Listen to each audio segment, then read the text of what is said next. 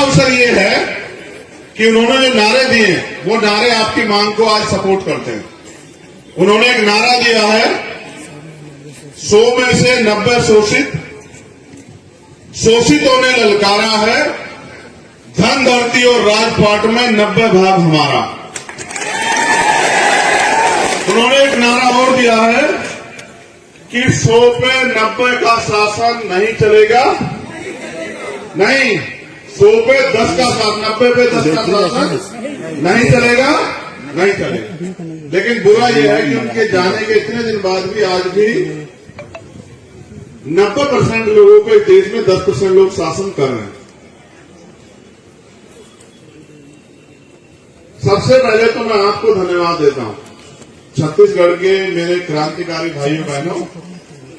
आज आपने सिर्फ और सिर्फ एक बिगुल नहीं बजाया, आपने क्रांति का ऐलान किया है। मैं आपकी सराहना करते हुए मुझे बड़ी गौरव हो रहा है, खुशी हो रही है कि आप अपने हक अधिकारों के लिए आओ, किसी शादी ब्याह में यहां नहीं पहुंचे, इतनी गर्मी का जो सामना कर रहे हो, अपने साधन जुटा के जो हजारों की संख्या में यहां पहुंचे, आप अपने समाज, अपने हक अधिकारों के प्रति सचेत हो, इस बात की मुझे खुशी। लेकिन अधिकार अगर मांगने से मिलते तो हजारों साल से आप लोग इस देश में, हम लोग इस देश में अपने अधिकारों को मांग रहे हैं, रो रहे हैं, चिल्ला रहे हैं, अन्याय सह रहे हैं, लेकिन आज तक भी हमें अधिकार नहीं मिले। उसका एकमात्र कारण यह है, जितना मुझे समझ आया कि अधिकार मांगने से मिलते ही नहीं है, अधिकार छीनने पड़ते हैं। मांगने सिर्फ भीख मिलती है और अधिकार छीनने पड़ते हैं, और छीनने के लिए शक्ति की जरूरत होती है। और इस देश में शक्ति संगठन में है और सत्ता में। जिनकी सत्ता होती है उनको किसी के आगे हाथ नहीं फैलाना पड़ता, और जिनकी सत्ता नहीं होती वो आंदोलन करने आते हैं तो उनके ऊपर झूठे मुकदमे लगा के उनको जेल भेजने का काम जो है सरकार के लोग करते हैं। पूरे देश में घूमने के बाद मुझे ये महसूस हुआ, सरकार कोई हो, किसी पार्टी की हो, हर सरकार उस प्रदेश में रहने वाले कमजोरों के अधिकार छीनने को, डकारने के पीछे लगी हुई। मुझे खुशी इस बात की है कि बड़ी संख्या में अगर नौजवान साथी अपने हक अधिकारों के लिए संघर्ष कर रहे हैं तो हमारे माताएं बहनें भी पीछे नहीं है, वो भी बड़ी संख्या में यहां डटी हुई। इस बात से स्पष्ट होता है कि यहां क्रांति जो है वो शहर में या पुरुष वर्ग तक सीमित नहीं है। यहां क्रांति महिलाओं, बच्चियों, बहनों यानी कि घर के चूल्हे तक जो है यहां क्रांति है। इसलिए आने वाले समय में यहां परिवर्तन सुनिश्चित है, यहां परिवर्तन को कोई नहीं रोक सकता। साथियों, जिस मांग के लिए आप यहां खड़े हैं वो मांग मुझे लगता है कि 4 साल पहले ही सरकार को पूरी कर देनी चाहिए थी, जैसा कि उन्होंने वादा भी किया। लेकिन सरकार को ये लगता है कि ये लोग जो अपने महापुरुषों द्वारा दिए गए अधिकारों को भी नहीं समझ पाए, ये लोग आपका कुछ नहीं बिगाड़ पाएंगे। मेरी बात पे गौर करना। और आज अपने आगे एक सवाल आपके आगे छोड़ रहा हूं, इसको सुनना और समझना। भारत में संविधान से पहले भी राज होता था, वोट देने के अधिकार थे, उससे पहले राजतंत्र भी था, मुगल काल भी रहा, ब्रिटिश भी आए, उससे पहले भी हुन, शक, यमन तमाम लोगों का राज रहा, उससे पहले हमारे पुरखों का, बुद्धिस्ट महापुरुषों का भी राज रहा। लेकिन उस समय राज युद्ध होते थे, घोड़े पे, हाथी पे, बंदूकों से, तोपों से, तलवारों से, लाठियों से युद्ध होते थे, और तब जाके राज व्यवस्था बदलती थी। इस बात को समझते हुए बाबा साहब अम्बेडकर ने इस देश में जब लोकशाही के लिए प्रयास किया तो उनके मन में सपना था कि ये अधिकार जो हमारे लोगों को अभी तक नहीं मिले, जिनको मैं संविधान में तो लिखित कर रहा हूं, लेकिन ये मिलेंगे तभी जब हमारे लोग वोट की वैल्यू को समझ के और अपनी वोट का सही प्रयोग करके इस प्रदेश और देश में अपनी शासन सत्ता स्थापित करेंगे। सम्मानित साथियों, इस देश, पूरी दुनिया के सबसे बड़े लोकतंत्र में सबसे बड़ा मजाक ये है कि जितने परसेंट वोट से सरकार बनती है उससे ज्यादा परसेंट लोग वोट डालने ही नहीं जाते। अगर आपके याद हो, छत्तीसगढ़ की जो सरकार बनी होगी, वोटिंग परसेंटेज 60, 62, 65% रहा होगा। 60, 62, 65% लोगों ने वोट देकर छत्तीसगढ़ में सरकार बनाई होगी और जिस पार्टी की सरकार बनी उनको 32, 34, 35% सरकार में मत मिला होगा एब्सोल्यूट मेजॉरिटी की सरकार बनाने के लिए। लेकिन आप महसूस करो कि जब 60, 62, 65% लोग वोट देकर सरकार बनाते हैं और 32, 33% वोट देकर सरकार बनती है और 35% लोग वोट का प्रयोग ही नहीं करते। जब हम 35% लोग अपने वोट का प्रयोग ही नहीं करते तो हम इस बात की उम्मीद क्यों करते हैं कि इस देश में या इस प्रदेश में हमारे हिसाब से कानून बनेगा? भाई जिनकी सरकार है उनके हिसाब से तो कानून बनेगा। अगर आप अपनी वोट का सही प्रयोग करोगे तो वोट भी आज के समय में हथियार से कम नहीं है। आप बड़े से बड़े राजा को सड़क छाप बना सकते हैं अगर वो आपकी बात ना माने। इतना बड़ा अधिकार, ना खून बहता ना गोली चलती। बस आप अपनी वोट की ताकत को सही अगर पहचान जाओ। और उसके लिए माननीय काशीराम साहब भी छत्तीसगढ़ की धरती पर बहुत घूमे। उससे पहले बाबा साहब अम्बेडकर पूरे भारत में विचरण करते रहे और अपने लोगों को समझाते रहे कि वोट की वैल्यू को समझो।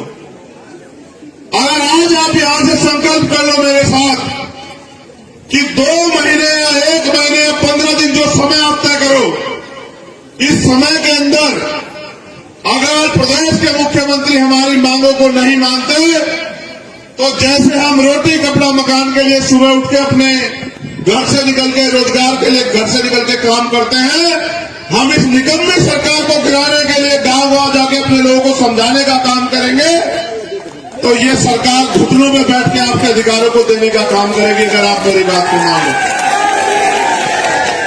जितनी संख्या में आप अगर यहां पहुंचे हो, इतनी ही संख्या में अगर आप अपने हक अधिकारों के लिए जिस तरह आप धूम में बैठे हो, एक दिन भी अगर एक दिन का 1 घंटा भी अगर अपने लोगों के लिए काम करो और गांव गांव में जाकर निकल के बताओ कि सरकार ने हमसे गद्दारी की है, इस सरकार ने हमें धोखा दिया है, इस सरकार ने हमें लूटने का काम किया है, ये सरकार हमारी सरकार नहीं है, ये सरकार हमारा नाम हमारी वोट को ठगने के लिए लेती है, तो मैं गारंटी से कहता हूं कि यही मुख्यमंत्री, आप ऐसी सभा बुला लेना, आपकी सभा में घुटनों के बल चल के आके आपके अधिकारों की बात करने से पहले आपको अधिकार देने का काम करेंगे। मेरा आपसे वादा, अगर आप अपनी ताकत को समझो।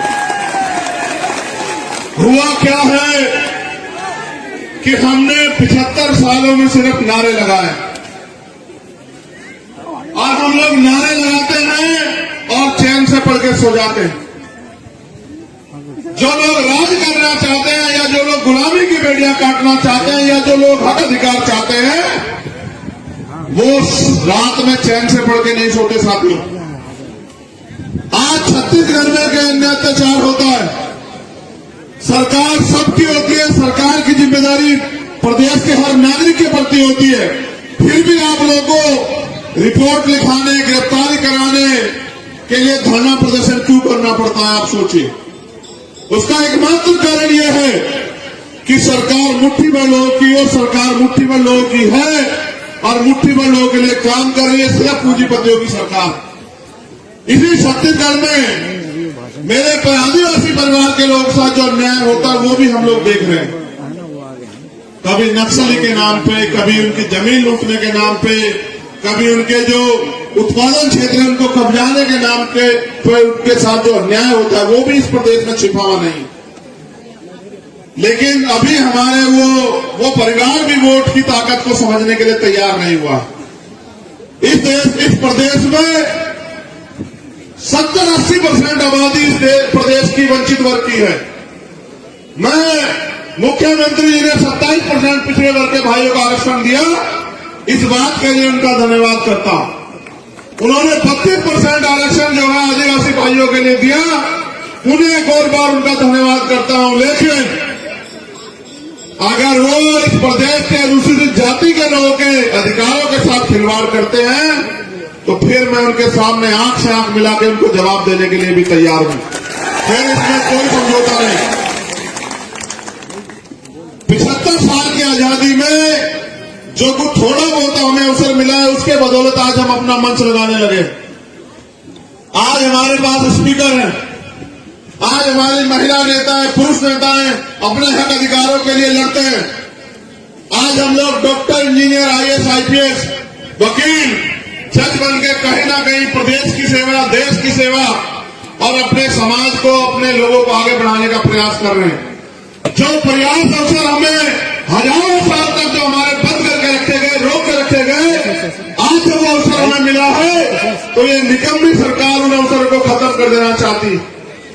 इस प्रदेश के जो मुख्यमंत्री है, जो प्रदेश की सरकार है, उनके राष्ट्रीय नेता दिल्ली में खड़े होकर लोकतंत्र की हत्या के बड़े बड़े दावे करते हैं और वो कहते हैं हम संविधान को बचाने के लिए काम कर रहे हैं।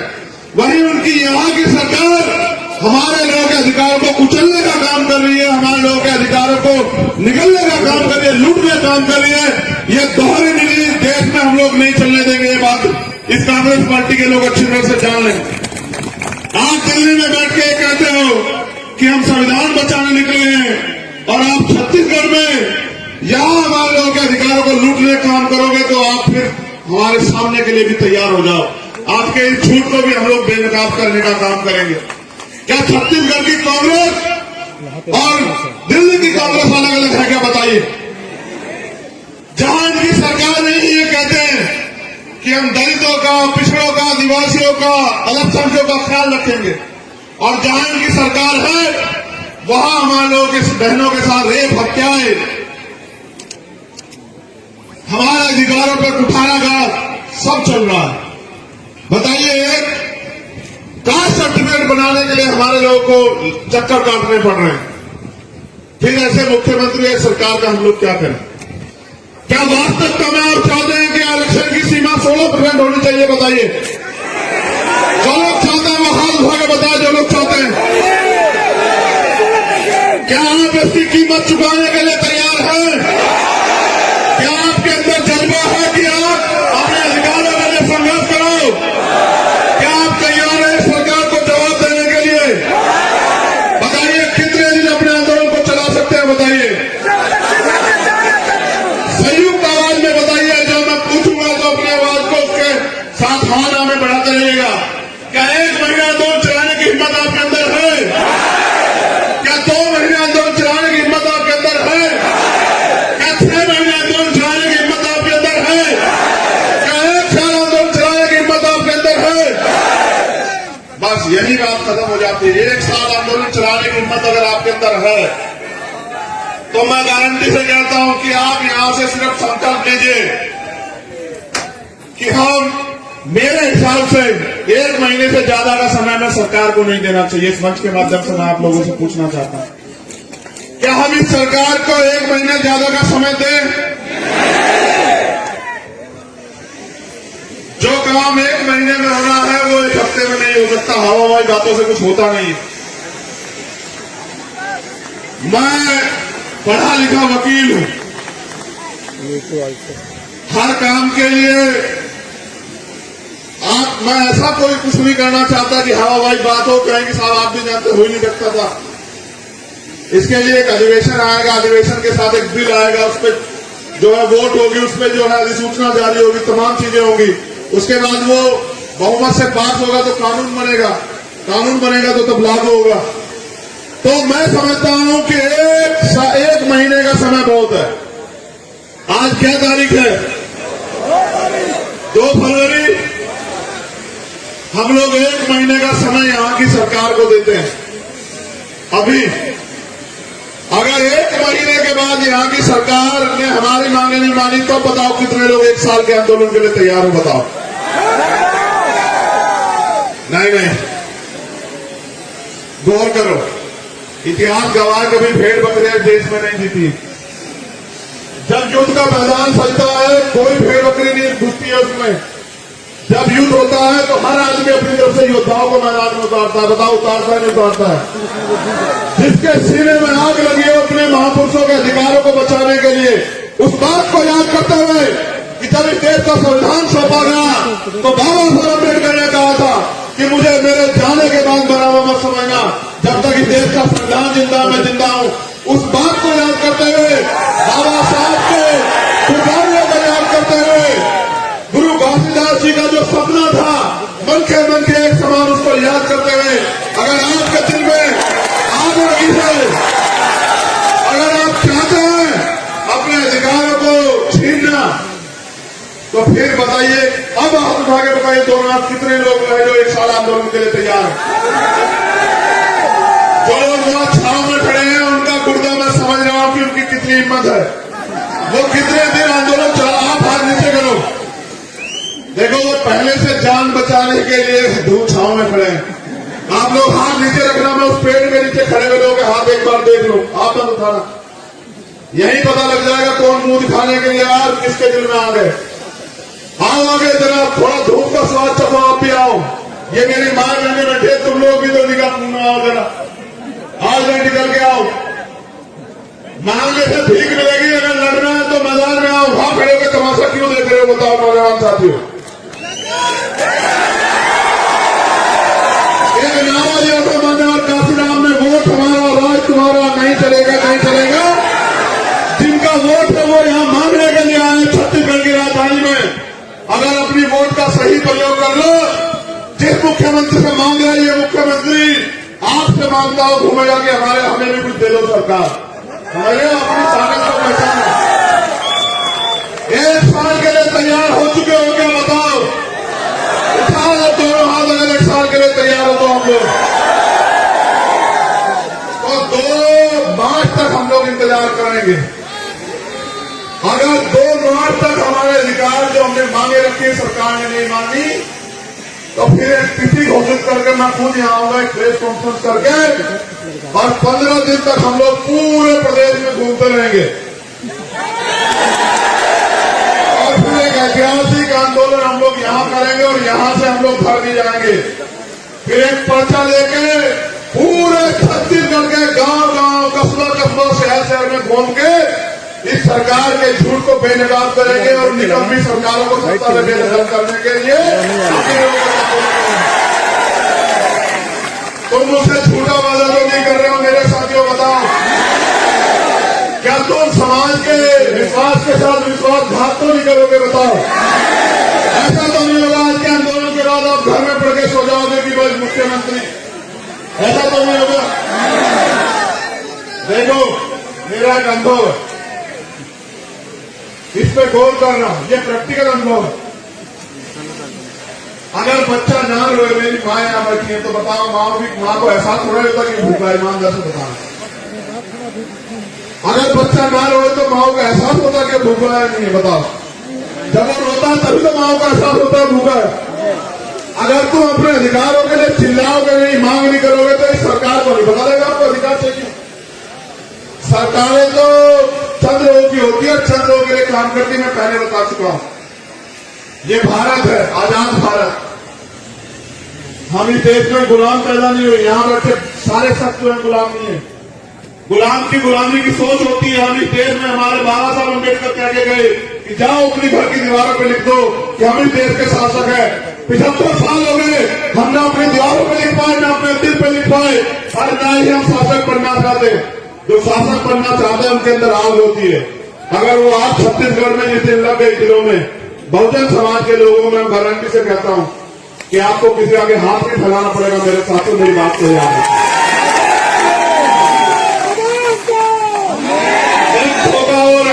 आप लोग भी सुनो, गौर करो। इन्होंने आज के लोकतंत्र को इस तरह से लूट लिया कि पैसे वाला ही राजनीति कर सकता है। आप ये बताओ, बाबा साहब अम्बेडकर ने कहा कि आज मैंने रानी का पेट चीर दिया, आज के बाद राजा आप बैलेट बॉक्स से मत पेटी से तैयार होगा, यानी कि आप जिसको चुन के भेजोगे वोट के जरिए, वो आपका नेता बनेगा, वो आपके लिए संघर्ष करेगा। इस मंच पे बैठे लोगों में क्या कमी है जब आप पूंजीपति लोगों को, पैसे वाले लोगों को नेता बनाते हो? इस मंच पे बैठे गए लोगों में क्या कमी है आप बताओ? ये पूरे 5 साल आपके लिए सड़कों में संघर्ष करते हैं, हर कीमत चुकाने को तैयार है, जेल भी जा रहे हैं, मुकदमे भी झेले, लाठियां भी खा रहे हैं। आप क्यों नहीं तय करते कि आपका नेता इनमें जो बैठे इन लोगों जैसा होना चाहिए? आप क्यों पैसे वालों को नेता बनाने के पीछे लगे हुए? अगर पैसे वालों को नेता बनाओगे तो पैसे वाले अगर चाहते तो देश में कोई गरीब नहीं रहता। आज एक प्रधानमंत्री का मित्र इस पूरे देश को लूट के जो है और आज उसकी पोल खुल रही है, तो वो कह रहा है कि भारत को कमजोर करने की साजिश है। भारत कभी कमजोर था ना है। अगर भारत को कमजोर किया है तो आपके इस व्यवस्था ने, इस गैर बराबरी पर आधारित व्यवस्था ने किया, जिस व्यवस्था ने मेरे लोगों से हजारों साल तक लड़ने का, पढ़ने का, आगे बढ़ने का अधिकार छीन के रखा और भारतीय संविधान ने अधिकार हमें दिया है। मैं यहां इस मंच के माध्यम से दिल्ली की सरकार को भी चेतावनी दे रहा हूं कि भारतीय संविधान के खिलाफ काम करना बंद कर दो। आप लोग याद रखना, अगर भारतीय संविधान पे आ जाएगी तो हम लोग अपने खून का एक कतरा भी है वो लुटाने से पीछे नहीं हटेंगे, भारतीय संविधान की रक्षा करेंगे। लेकिन क्या तारीख तय की है बताओ? इससे ज्यादा बात तो भीड़ों भी होती। नहीं, एक की आवाज इतनी है तुम्हारी। मुझे नहीं लगता कि ये आवाज मुख्यमंत्री तक पहुंच रही होगी, मुझे नहीं लगता है। जोर से लगा आवाज। हमारे आखिरी चेतावनी का क्या दिन है बताओ? छत्तीसगढ़ में क्रांति का क्या दिन है बताओ? तो सरकार याद रखे, इंटेलिजेंस के लोग बता देना कि 2 मार्च तक आपकी और 3 मार्च के बाद हमारी आर पार की लड़ाई लड़ेंगे सरकार के खिलाफ अगर हमारे अधिकार नहीं है। और अगर अधिकार दोगे तो जवान वाले तो भी आपका धन्यवाद जरूर करेंगे अगर आप हमारे अधिकार दोगे। राजनीतिक लड़ाई आपसे बाद में लड़ेंगे, आपका धन्यवाद देंगे अगर आप हमारे लोगों की मांग सुनोगे। लेकिन अगर नहीं सुनोगे तो इस बार फिर बड़े बड़े ताले और वो लगवा लेना बैरिकेडिंग। इस बार आमना सामना वही होगा। मुख्यमंत्री आवास में मेरा वादा है, मुख्यमंत्री जी आपसे कोई चूक नहीं। लेकिन सम्मानित साथियों याद रखो, एक दिन में कोई लड़ाई नहीं जीती जाती। इतिहास गवाह है, एक दिन में कोई लड़ाई नहीं जीती गई। क्या इतना ही बड़ा समाज रहता है छत्तीसगढ़ में? ईमानदारी से बताना। तो यहां कौन लोग आए पता आपको? जो अपने महापुरुषों के लिए जिए, जिनके पेट में भले ही रोटी ना हो, जो भले ही यहां कड़ी धूप में बैठे, लेकिन उनके दिल में अपने समाज, अपने महापुरुष, अपने अवसरों के प्रति आग लगी। और जिस दिन इन गरीब के बेटों को आप लोग विधानसभा में चुन के भेजोगे, मैं जिम्मेदारी से कहता हूं कि यह आपको किसी के आगे जो है सर झुकाने के लिए मजबूर नहीं होने देंगे, मेरा वादा। आप भी समझो, ये जो धन तंत्र पे राजनीति हो रही है, ये हमारे जो वास्तविक राजनीतिक उद्देश्य को कुचलने के लिए हो रही है। एक मंत्री जी है, मुझे बताया, यहाँ एक हमारी सम्मानित बहन बैठी है, कहते हैं वो कहते हैं कि जय भीम नहीं कहना। इस जय भीम ने तो हमें लड़ना सिखाया। बताओ सिखाया नहीं सिखाया? बताओ। अगर सतनाम का नारा हमें शांति और अहिंसा की अपील करके संघर्ष करने कहता है, तो जय भीम का नारा हमें क्रांति के साथ संघर्ष करने की अपील करता है। और हम अपने अधिकारों के लिए हर कीमत, अरे सुनो मेरे समाज के लोगों, सुनो, अगर आपके घर में जानवर हो, उसको भी समय पर चारा न मिले, वो भी चिल्लाने लगेगा। इस 75 साल के लोकतंत्र में चिल्ला नहीं रहे हो। यहाँ मॉब लिंचिंग होती है, यहाँ नक्सल के नाम पे मारा जाता है, यहाँ जाति के नाम पे मारा जाता है, यहाँ अधिकार छीन लिए गए हैं। मैंने कहा आपके घर में अगर कुत्ता हो, उसके आगे से उसकी प्लेट हटा के देखना खाने की, वो आपका जो पालतू कुत्ता वो लड़ पड़ेगा आपसे। लेकिन हमारे लोग देखो कितने पालतू बने हुए हैं कि लड़ नहीं रहे हैं। तुम्हें लगता है कोई मसीहा आके तुम्हारे अधिकार देगा?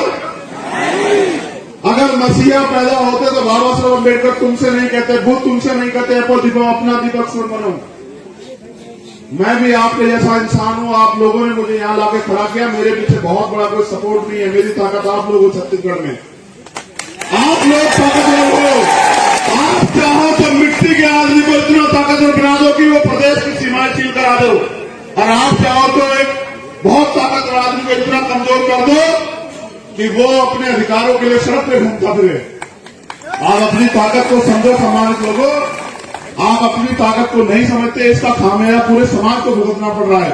सोचो, अगर आपने पहले से ही फैसले लिए होते और आपका प्रतिनिधित्व यहाँ होता या आपकी सरकार यहाँ होती, तो जो हजारों बहनों की इज्जतों पे हमला हुआ, जो हजारों को मारा गया, क्या उनकी जान नहीं बच जाती? ये सवाल करा खुद से कि अगर हम लोग पूरी जिम्मेदारी से अपना काम कर रहे होते, बाबा साहब अम्बेडकर ने कहा पॉलिटिक्स का मास्टर थी, कहा नहीं कहा, मैंने कहा है, बाबा साहब ने कहा, बताओ कि राजनीतिक सत्ता वो चाबी है जो आपकी सारी समस्या हल कर देगी। सोचो आपकी सरकार होती है, आप 16% मांग रहे होते क्या? उसे भी छोड़ो। बाबा साहब ने कहा राजनीति में हिस्सेदारी न करने का सबसे बड़ा नुकसान ये है कि अयोग्य लोग आपके ऊपर शासन करते हैं। आप बताओ, आप पढ़े लिखे सड़क पे घूम रहे हो 2000, 4000, 10,000 का रोजगार मांगते हुए, और यहां बैठ के जहां रोजगार दे जाते वहां क्यों नहीं आना चाहते भाई? जिस दिन मेरी समझ में बात आई उस दिन से मैं घर छोड़ के निकला वहां, और मुझे उम्मीद है कि अपने जाने से पहले मैं लाखों लोग ऐसे तैयार करके जाऊंगा जो चाहे रोटी उनको मिले ना मिले, लेकिन राज व्यवस्था हड़पने के लिए वो लोग दिन रात सोचते रहेंगे और काम करते रहेंगे। इतना मेरा लक्ष्य है। और एक प्रयास है कि बाबा साहब अम्बेडकर और माननीय काशीराम साहब के, गुरु घासीदास के जो अधूरे सपने हैं कि यहाँ जानवरों को भी सम्मान मिलता है, इंसानों को नहीं मिलता, उन पे भी हम लोग खड़े उतर पाए। अब हम लोग यहाँ की जो हमारी लीडरशिप है उनके नेतृत्व में जो उन्होंने तय किया है, मार्च का है, जैसे भी अनुशासित तरीके से हम लोग